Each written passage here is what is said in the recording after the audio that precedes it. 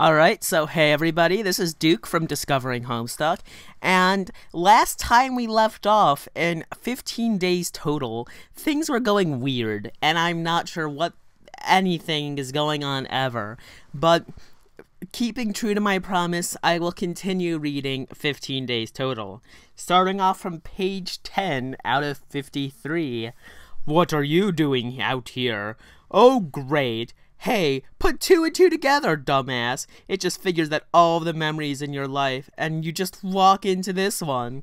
And then there's a lot of drama and tension building, and all that good stuff, that you would probably find in a quality fanfiction. You, as the reader, get really emotionally invested in whether or not these two characters can somehow relate to each other.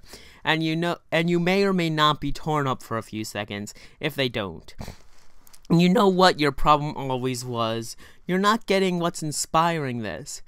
Probably someone with a lot of time on their hands getting bored. He looks at you, and his expression dares you to finish that sentence. You're so damn selfish. If you could just think about the other person as a person, things probably would have gone a lot better for you. He laughs, even though it sounds on the cold side. Oh, that's real rich, coming out of you, because you just give and give and give, right? Fuck you, I died saving them. And then there'd probably be more drama. But really, this part is getting silly. That's okay. Neither do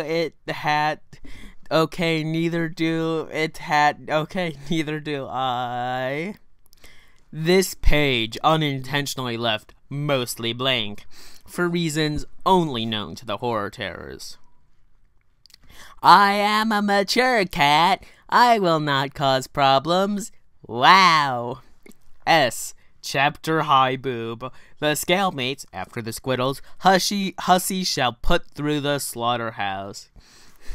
Meanwhile, in a universe probably not that far away from the high-blooded ancestors continued their meetup at the combination Pizza Hut and Taco Bell. The low-bloods continued being so fresh their nuts could be sucked, and the handmaid jumped in a rather cricket-like fashion from building to building. Enjoying her freedom, she needn't pay attention to the scenery. Alternia's green moon provided. Having been given the gift of immortality, she'd seen more of the blandly colored space, landmark all of her life. One should likely dare to. If Dodge Scratch required her to explore Alternia for a new, terrifying reason. On the other hand, it's simply straight go back for the drawing board for the two of them, or rather one, as one is dead and the other is free. Racing from building to building, Aradia's ancestor felt lighter than air, faster than lightning, overpowered by adrenaline and exuberance. Finally free. Suckers! One fig to rule them all.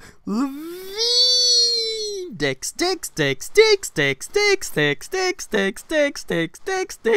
rocking everywhere.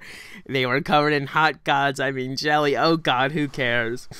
And just this once, everyone lived. The end. No way, not in this fandom. Everyone dies! And then everyone died in gigantic flames. And they were revived again, including the wizard statue. He was named Dumbledore. And Dumbledore was the best of all the statues. He ruled with a stone fist, mainly because his fists were made of stone. He liked to shout a lot, or at least Rose thought he did. But then, this is Rose we're talking about. She's crazy and fuck, and so is the statue. Chapter 14! Love, forbidden passion, peace, capitalism, expensive dining, food poisoning, potato salad, political commentary, North Korea, the Colbert Report, comfy chairs, asparagus, toast, potted plants, disappointingly tame pornography, important level relations. Click.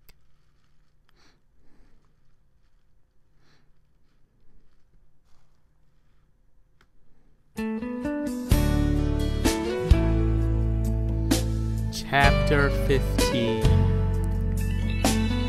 Why did you die, Bowman? Eridan shouted.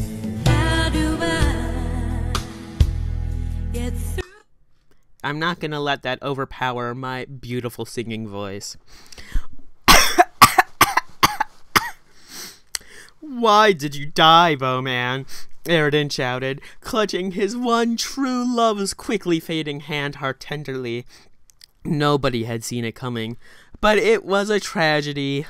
A single tear dropped out of Aridin's left eye, permanently scarring his face. He didn't care. Love was all that mattered to him. But there was a war to fight. He grabbed a nearby dishwasher and charged the front lines, a terrifying red gaze washing over the hussy-lord armies. "No, you must stop! There is too much gardening I haven't done yet," Karkat yelled.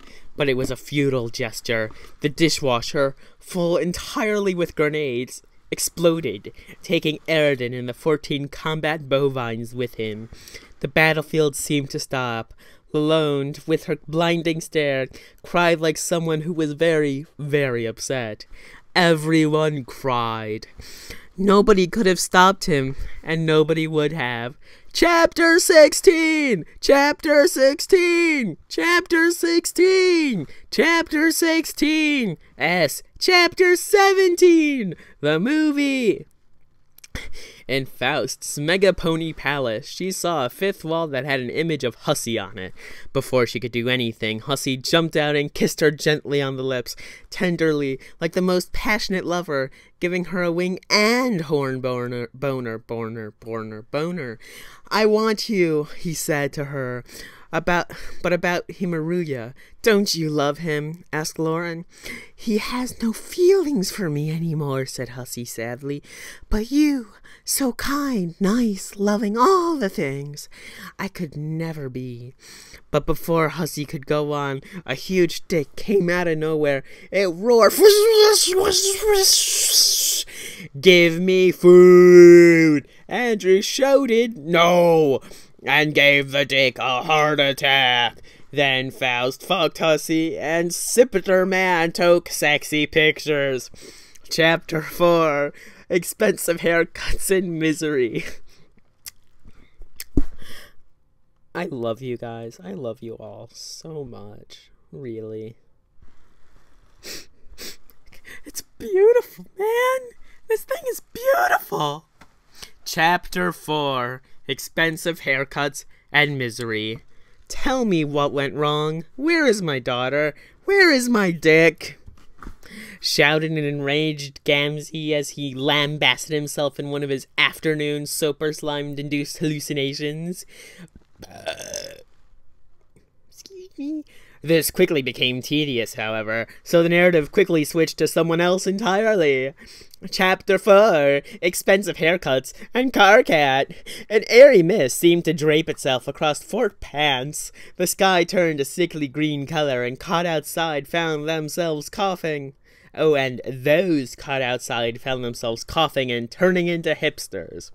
"A chemical weapon?" Karkat shouted, his mustache briefly gaining limited sentience before fading back into the personality and intellect of a senator.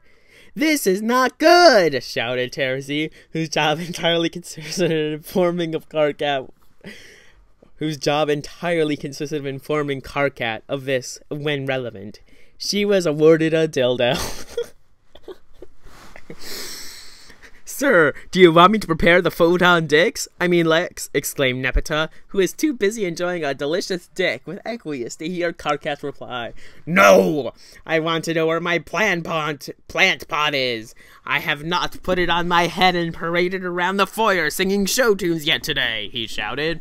The hall went grim. He was right. Without the plant pot of immortal forever, they would have no chance. Suddenly, 20 alternate universe counterparts of the club's deuce appeared from thin air, each carrying a delicious-looking orange creamsicle. "Choose wisely, my good King Karkat, for one of these creamsicles will bring you victory, and the other 19 will bring you cramps and general discomfort," the lead CD said. Club's deuce. "I strongly dislike dick creamsicles," Karkat said, noticing a butterfly out of the window and diving through it to chase it.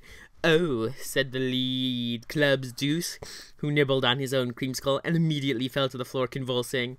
Then John whispered, Oh, give me a day like this. And everybody reanimated themselves. It was an Earth Day miracle. And then John went yelling up to Rose, "Everybody lives, Rose! Just this once! Everybody lives!" And people were like, "Didn't we already have that line already?" Yes. Chapter 92. Self-inserts. Once upon a time, I forgot what I was going to type. Oh, fucking shit. What the? Okay, acne upon a time, mayonnaise, full in deem, love with agile, and inserted himself into a fanfiction, and damn did he ship it hard. Oh yes, baby, he did. And some shit happened. I guess this chapter isn't important, said one of the characters. Then Doc Scratch walked up and said, "Of course this isn't important." And then Mayonoka said, "Shut up and get out of my fanfiction. My feels are important, you cocks." Chapter -7. Once upon a time, there was a girl named Andrew Hassie. Wanted to write nice MS Paint story. Wrote nice story, but there were too many characters. What those said. I can't do this, guys. I can't do this. What those said, Housey. Kill them, said Housey's inner voices. But, sniffled Hussey, "I don't wanna." The voices didn't stop talking. Kill, cannon and kill. Kill is Jiggadal. Hussey was so scared dead. He killed every toys in some stook, even though it was a shoujo anime. And then Himura came into the room, and they poke read. Chapter Ret Pack. Once upon a time, Christian Western Chandelier, the true and honest creator of Sonichu, stumbled upon Homestuck on the internet. It was love at first sight. I'm not sure where to go with the CWC story arc here, but some crazy shit happens that involves the CWC screaming, "Julie!" and drinking his own semen. And then they fucked. And then a motherfucking dragon appeared, but it's okay because Karkat is a dragonborn and he took care of that shit. But then a giant kicked him, and then they porked, and then they did it. And then they had hot, steamy sex. And then they had sexual intercourse, if you know what I mean. They knitted. And then they had explosive kinky. And then they held hands and watched the JPEG sunset. All of the sunsets in the world. It was MS Paintiest. They basked in the glorious rays of the shitty JPEG artifacts from the pixelated sun, snuggling under its warm something. Can we get on with this?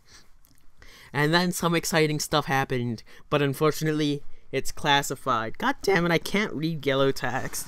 9 months later, big, beautiful, bold babies were born. It shaked its booty and said, "Ayo, what's up? My name is Shaniqua." What's up? My name is Shaniqua. And broken quotes forever. It was at that moment sure of 3 things. I was cat. You were dog. Together we were dog cat. Is there anything hidden here? No, there isn't. Lol, is this thing okay, once upon a time, holy shit, why is my dick so big? Oh wait, fixed it. Yay, so once upon a time, 2 gay boys met each other, and they taught each other was hot, and the gay boy was like, babies will... Okay, wait, I have to do this in a different voice. Once upon a time, 2 gay boys met each other, and they taught each other was hot, and the gay boy was like, babies, will you love me forever? The other was like, no! The other cried and ran across the sun, and the other one cried and went to pick up his bidet, and he whispered to his corpse, I meant to say 5 ever. which means more than forever. The end. Raffle lackle dawn. Ox, ox, ox, ox, ox, ox. Once upon a time, far back in the Vale, there was a group of trolls. There were 12 in total, and over half of them were dead. Of course, there were 2 kids as well, but whatever, nobody cares about them. You'd expect all of them to be upset about it, and a few of them were. The most impacted was the wimp known as Carcat. He was a dumb, stupid, shouty crybaby. How he didn't get killed, we may never know. And there was also a confusing dead or something 4-horned kid known as Solix, who for some reason turned into some sort of ghost like Danny Phantom or some shit like that. I really don't know the details. Anyway, there also seems to be a vampire glowy lady who Rose Human kept scoping out, and she was scoping out the Rose Human, while Rose Human wasn't looking. It's never entertaining of scoping out choice buttocks. And then there's the sober, insane clown dude, but I'm not going to say anything on the off chance he finds out about this. You know how sub-juggulators are. There was also a blind lady who somehow got the name Terezi, even though she never met her Lucis, so how she got a name before the dragonette started talking to her is somehow beyond me. She's also kinda creepy, and stabbed her girlfriend in the back, literally. And she finally had the alive, dead, alive fairy lady who would not quit smiling. Really, I got it. As a bunch of things happened, Chad Kroger was very angry and hated My Little Pony. He ate every single My Little Pony because he hated them with a fiery passion, which blazed like a million green suns. But it was okay because all the terrible fan trolls lived on, but My Little Ponies were extinct forever. No. Carcat turned towards his very best friend, Glob Glob, and troll Will Smith. He congratulated Glob Glob on being engaged, and proceeded to have an awesome rap-off with the troll Will Smith. Unfortunately, Carcat was terrible at rapping, so he just thanked Thresh Prince theme song. John Egbert gazed longingly at the fresh, luscious green grass which grew on his lawn. How he wished he could graze on this grass.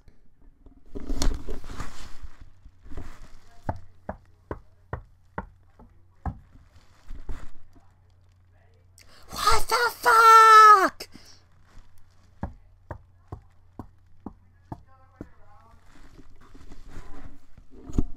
How he wished he could graze on this grass, as if he was some sort of livestock, which he was not. He could not munch delicately on the herbs which grew outside his house, for the neighbors would question his sanity. He knew very well he was sane, and in fact his neighbors were the insane ones. They didn't understand the delectable beauty of grass, the longing and craving to chew on the thin green dicks which protruded from the very earth. Why couldn't they understand? Why? Why? In my dream, I am the star. It's me. Oh, that's my favorite flavor of Chupa Chups. Chupa Chups, Chupa Chippies. Thus, everything was glorious, and nothing was terrible, and everything was sutiki. The end. Psych. So, I'm not sure if you can hear this, but everyone in my hallway is going crazy. Alright.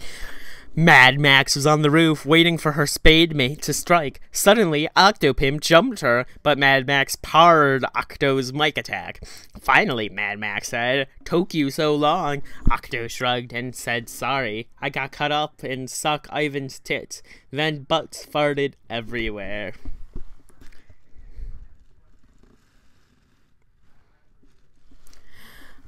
Ruining childhood one day at a time. These are why I love you guys, and why I hate you at the exact same time. Wanda was making babies with Cosmo when Timmy, the dumb shit, said, "Hey, I need you bitches to stop doing the horizontal fling with Executor and make me a sandwich with a girlfriend, okay?" And they stopped making babies and gave him a sandwich and a girlfriend, but then they shot him up in the booty hole and went alley-oop out of there. After that, Santa Claus came to Timmy's dumb house while it's made of shit. Laugh, laugh, laugh, laugh, laugh, laugh. After that, he put shit into stocking and left cause he was dead. So then he went to fuck that hoe's Miss Claus and went to the rain dirt and said, "Okay, you pinches, did good, now fuck off, stupids." Comet went away and shat on John's face. Oh, whoever you are, pink person, you are reading my mind. How high do you even have to be to write this shit? Not very, I must say. Listening to weird owl helps. Really? I should try that sometimes whenever I feel the urge to write terrible literary pieces, also known as college English class. Oh, cool, I should do that sometime, Lamau. So now you're back from outer space. S. Chapter Lemon Sorbet. Pride and Prejudice versus Mecha Hitler. How high do you even have to be? The 17 remaining clubs. Whoa, continuity in this? Actually, we're getting continuity? Guys, you are going above and beyond in this. The 17 remaining club's deuce fled to the basement as the rabbit stormed into Fort Pence. The resistance was quickly overwhelmed, the combat prowess and the invading troops outmatching the relatively inexperienced rebels. I was about to say rabbis. That could have been funny. "I caught the butterfly!" shouted Carcat as he shouted back.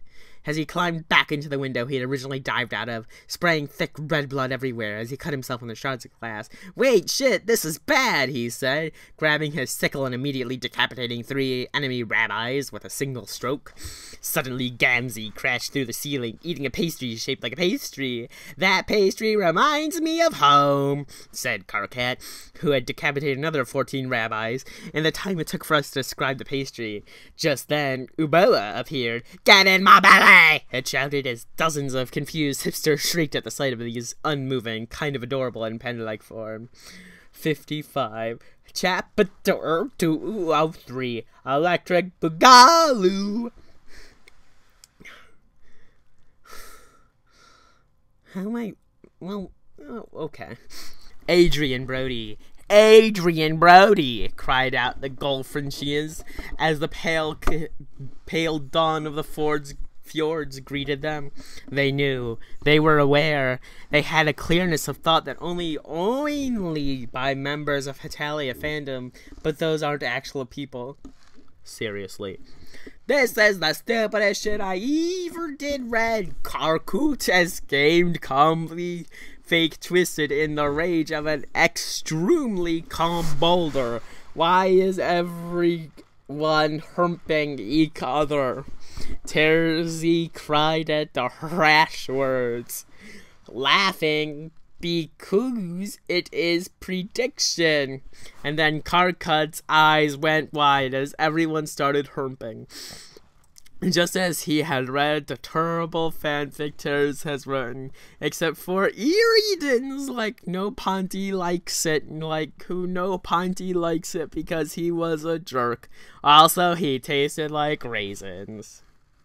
Nope. Seriously, juiced like raisins. Then all the fangirls broke the 7th wall and swarmed Eridan and stroked him while saying, "Wow, mooch, they loved him." Eridan gasped as he Warsaw toast, and then he died because stosis are seriously business. All of the fangirls cried, "Oh no, Ziridan has kicked the empty bucket and committed spooku on the countdown of 3. No, the trolls cared, because they were too busy hurting each other. Frack, my caps lock tranced off. Nest capster when that gets pissed, okay?" Chapter 5849, Dick Butt's Revenge. Hussy was trying to kill the rainbow blog, but it was too fast, so he killed the Twilight Panda for the lulz. Dicks. Once balming summer evening, Keisha Fabo sat comfortably on her front porch. That was until an enormous meteor came and hit the backside of her house. Hurriedly, she lunged for the phone and immediately dialed Brett Quanda's... No, guys, no. Brett Quanda.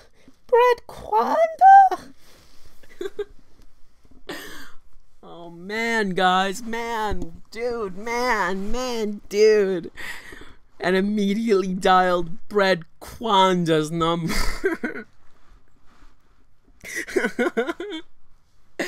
Is this where I stop?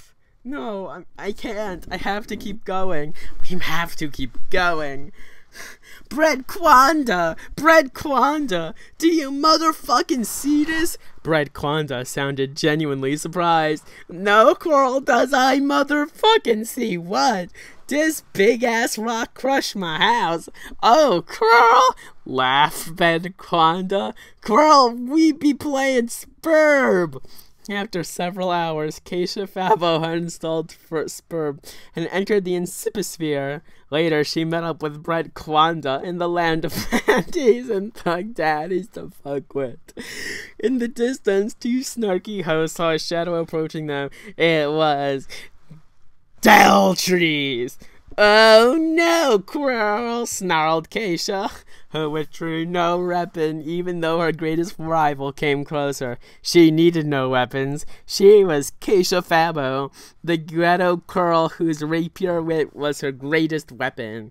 And with her rapier wit, she sliced the bitch named Deltrees to ribbons. She promptly strutted her fabulous over to her quest bed, where Brett Quanda stabbed her stylishly, and she ascended to the mouthful of dick tier. Omega divided by something 4. The lunatic is in the hall. Chapter weird. Yeah, I'm 30 pages in. That's more than half done. I don't know what this shit is or why I'm still reading this, but I'm gonna stop now. Hopefully another one will be up in a timely fashion, but this is fairly unlikely. So, I'll talk to you later, guys, for another amazing installment of 15 Days Total, the horrible horror terrors that is a group fanfiction. Brett Quanda, why?